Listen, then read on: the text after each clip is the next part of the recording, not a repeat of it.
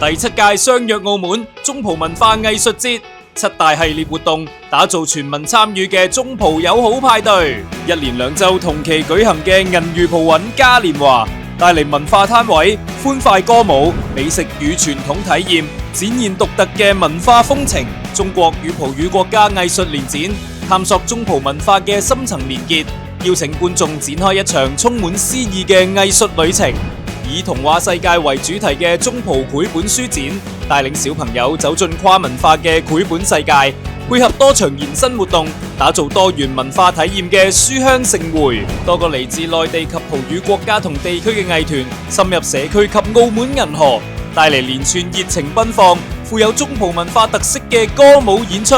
今屆中國與葡語國家電影展以跨界為概念，聯動2025年東亞文化之都活動，展映多部中葡及東亞跨界合作嘅精彩作品。